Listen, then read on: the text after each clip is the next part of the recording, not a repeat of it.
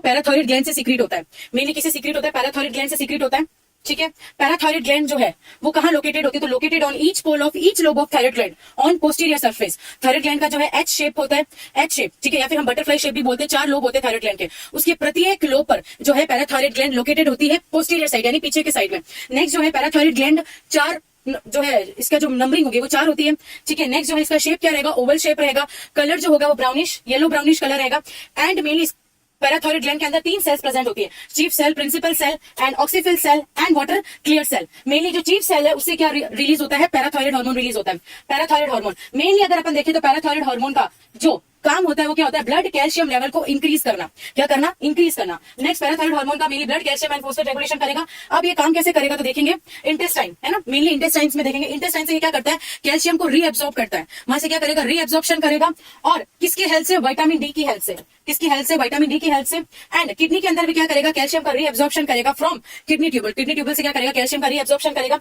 Next जो है bone, bone calcium, bone में क्या करेगा? कैल्शियम का ट्रांसफर करेगा। बोन से कैल्शियम को क्या करेगा? बोन रिजॉर्प्शन करेगा। ठीक है, रीअब्सॉर्ब करके ब्लड के अंदर भेजेगा, जिससे बोन क्या हो जाएगी? वीक हो जाएगी, फ्रेजाइल हो जाएगी और ओस्टियोक्लास्ट देखने मिलेगा, है कि नहीं?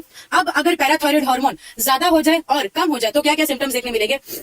मेनली पैराथायराइड हार्मोन का काम क्या है ना? मेनली पैराथायराइड हार्मोन का काम यह है कि एक तो ब्लड कैल्शियम लेवल को क्या करना? मेंटेन करना। अगर पीटीएच ज्यादा हो जाता है, पीटीएच ज्यादा हो जाता है, पीटीएच ज्यादा हो जाएगा तो पीटीएच ज्यादा होने की वजह से जो बोन के अंदर है ना कैल्शियम तो होगा कम और ब्लड में ज्यादा होगा, तो बोन क्या हो जाएगी? वीक हो जाएगी, फ्रेजाइल हो जाएगी, ओस्टियोक्लास्ट हो जाएगी। और बोन के अंदर क्या देखने मिलेगा? बोन के अंदर पैथोलॉजिकल फ्रैक्चर देखने मिलेगा। क्या देखने मिलेगा? पैथोलॉजिकल फ्रैक्चर देखने मिलेगा। पैथोलॉजिकल फ्रैक्चर देखने मिलेगा।